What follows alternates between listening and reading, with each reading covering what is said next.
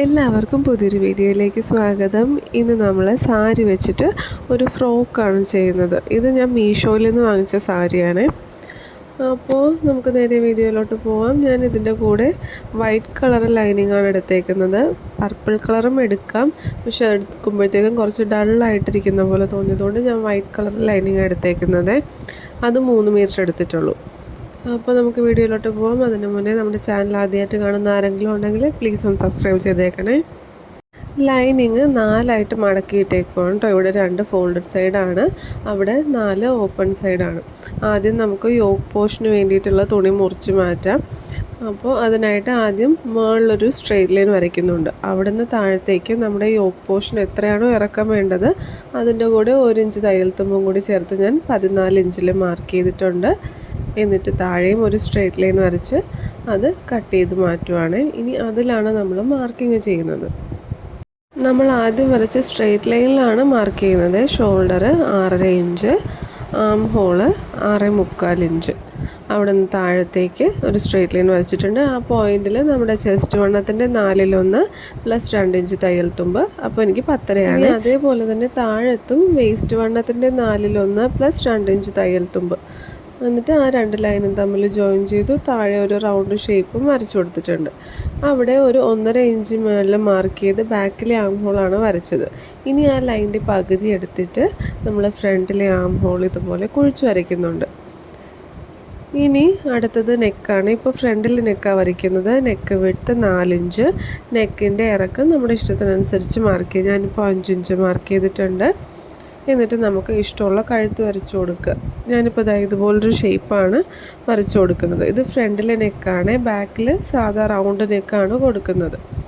അപ്പോൾ നെക്ക് നമ്മൾ വരച്ചിട്ടുണ്ട്. ഇനിയിപ്പോൾ ആദ്യം ബാക്കിലെ ആം ഹോളിൽ കൂടിയിട്ട് കട്ട് ചെയ്ത് മാറ്റുവാണ്. ആ അടിയിലത്തെ റൗണ്ട് ഷേപ്പും കട്ട് ചെയ്തിട്ടുണ്ട്. കഴുത്ത് കട്ട് ചെയ്തതിന് മുന്നേ നമ്മൾ മുകളിലൊരു സ്ട്രെയിറ്റ് ലൈൻ വരച്ചായിരുന്നില്ലേ, അതും കട്ട് ചെയ്യുവാണ്. എന്നിട്ട് ബാക്കിലെ പീസ് മാറ്റി വെച്ചിട്ട് ഫ്രണ്ടിലെ കഴുത്ത് നമ്മൾ കട്ട് ചെയ്തിട്ടുണ്ട്.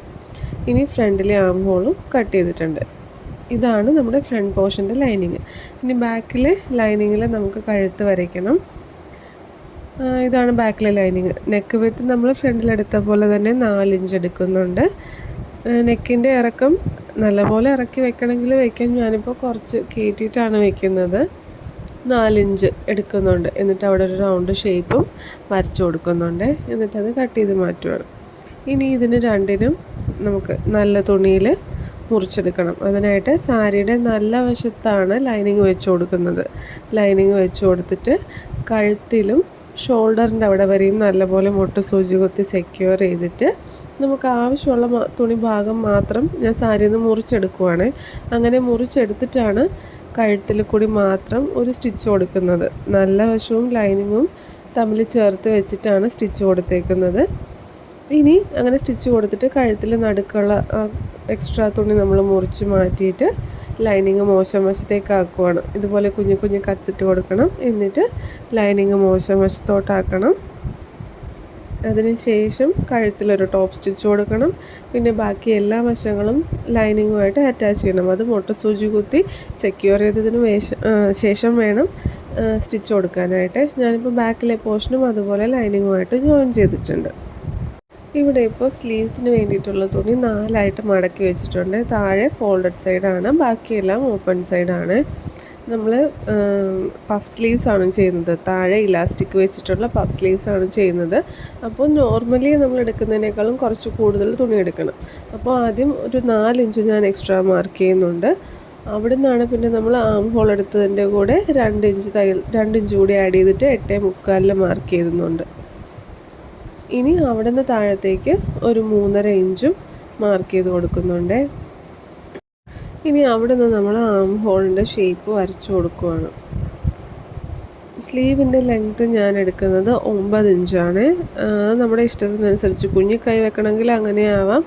നമ്മളിപ്പോൾ അടിയിൽ ഇലാസ്റ്റിക് വയ്ക്കുന്നുണ്ട്. അപ്പം മടക്കി അടിക്കാൻ വേണ്ടിയിട്ടൊരു 1.5 ഇഞ്ച് 2 ഇഞ്ച് വേണ്ട, എന്നാലും ഒരു 2 ഇഞ്ച് ഞാൻ എക്സ്ട്രാ എടുത്തിട്ടുണ്ട്. അപ്പോൾ എൻ്റെ സ്ലീവിൻ്റെ ലെങ്ത്ത് എന്ന് പറയുന്നത് 6 ഇഞ്ചാണ്.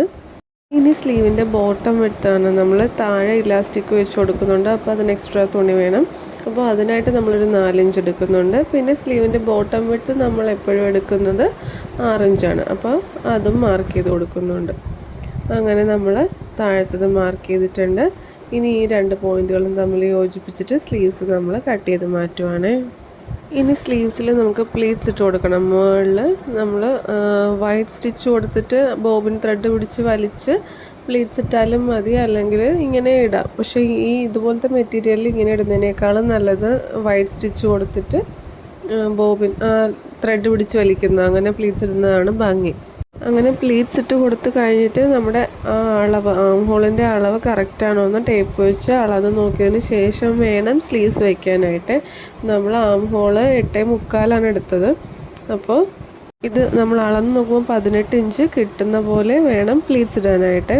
പിന്നെ ഇതിൻ്റെ അടിവശത്ത് ഇലാസ്റ്റിക് വെച്ച് കൊടുക്കണം. അപ്പോൾ ആദ്യം നമ്മൾ ഒരു ഫോൾഡ് ഇതുപോലെ മടക്കി സ്റ്റിച്ച് ചെയ്യണം, എന്നിട്ട് ഒന്നുകൂടി മടക്കി സ്റ്റിച്ച് ചെയ്യണം. അപ്പോൾ ഇലാസ്റ്റിക് കയറാനായിട്ടുള്ളൊരു ഗ്യാപ്പ് ഇട്ടിട്ട് വേണം അങ്ങനെ സ്റ്റിച്ച് ചെയ്യാനായിട്ട്. ഇത് കണ്ടോ, ഇതുപോലെ ഇലാസ്റ്റിക് അകത്തോട്ട് കയറാൻ വേണ്ടിയിട്ട് ഒരു ഗ്യാപ്പ് ഇട്ട് വേണം രണ്ടാമത്തെ സ്റ്റിച്ച് കൊടുക്കാനായിട്ട്. എന്നിട്ട് ഇലാസ്റ്റിക് കയറ്റി നമ്മൾ രണ്ടറ്റത്തും ഇലാസ്റ്റിക് പിടിച്ച് വെച്ച് സ്റ്റിച്ച് കൊടുക്കുന്നുണ്ട്. ഇത് സ്കേർട്ട് പോർഷന് വേണ്ടിയിട്ടെടുത്ത ലൈനിങ് ആണ്. ഇത് 2 പീസുണ്ട്. ഇതിൻ്റെ വീതി എടുത്തേക്കുന്നത് 35ഉം ലെങ്ത് എടുത്തേക്കുന്നത് 28ഉം ആണ്. നമ്മുടെ യോക്ക് പോർഷൻ്റെ അടിവശത്തെ വീതി എന്ന് പറയുന്നത് 20 ഇഞ്ചാണ്. അപ്പോൾ അതിൻ്റെ കൂടെ ഒരു 15 ഇഞ്ച് എക്സ്ട്രാ ആഡ് ചെയ്താണ് ലൈനിങ്ങിൻ്റെ വീതി എടുത്തേക്കുന്നത് 35 ഇഞ്ച്. ആ ഭാഗത്താണ് നമ്മളിപ്പോൾ പ്ലീറ്റ്സ് ഇട്ട് കൊടുക്കുന്നത്. വലിയ പ്ലീറ്റ്സ് ഇട്ട് കൊടുക്കണം. കുഞ്ഞു പ്ലീറ്റ്സ് ഇട്ട് കൊടുത്താൽ നമ്മുടെ ആ വയറ് ഭാഗത്തിൻ്റെ അവിടെ കുറച്ച് വീർത്തിരിക്കുന്ന പോലെ തോന്നും. അതുകൊണ്ട് നമ്മൾ വലിയ പ്ലീറ്റ്സാണ് ഇട്ട് കൊടുക്കുന്നത്. എന്നിട്ടൊരു സ്റ്റിച്ച് കൊടുത്ത് അറ്റാച്ച് ചെയ്യുന്നുണ്ട്. ഇവിടെ നമ്മൾ സ്കേർട്ട് പോർഷൻ ലെയറാണ് ചെയ്യുന്നത്. 2 ലെയറായിട്ടാണ് എടുക്കുന്നത്. എനിക്ക് സ്കേർട്ട് പോർഷൻ്റെ ലെങ്ത്ത് വേണ്ടത് 30 ഇഞ്ചാണ്. നമ്മുടെ ഹൈറ്റിനനുസരിച്ച് അത് കൂടിയും കുറഞ്ഞും ഇരിക്കുക. എനിക്ക് 30 ഇഞ്ചാണ് സ്കേർട്ട് പോർഷൻ്റെ ലെങ്ത്ത് വേണ്ടത്. അപ്പോൾ 30നെ 2ആയിട്ട് ഡിവൈഡ് ചെയ്യുമ്പോൾ 15 ഇഞ്ച്. അതിൻ്റെ കൂടെ ഓരോ ഇഞ്ച് തയ്യൽ തുമ്പ് ആഡ് ചെയ്യുന്നുണ്ട്. അപ്പോൾ 16 ഇഞ്ച് നീളത്തിൽ 2 പീസ് തുണി എടുത്തിട്ടുണ്ട്. ഇനി ആദ്യത്തെ ലെയറിൻ്റെ വീതി നമ്മൾ 35 ഇഞ്ച് എടുത്തേക്കുന്നത്. നമ്മുടെ യോക്ക് പോർഷൻ്റെ അടിവശത്തെ വീതി 20ആണ്. 15 ഇഞ്ച് ആഡ് ചെയ്ത് 35 ഇഞ്ച്. രണ്ടാമത്തെ ലെയറിൻ്റെ വീതി 35ൻ്റെ കൂടെ 15 ഇഞ്ച് കൂടി ആഡ് ചെയ്ത് 50 ഇഞ്ച് എടുത്തിട്ടുണ്ട്. ഇനി ഇതിൽ രണ്ടിലും നമ്മൾ പ്ലീറ്റ്സ് ഇട്ട് കൊടുക്കും.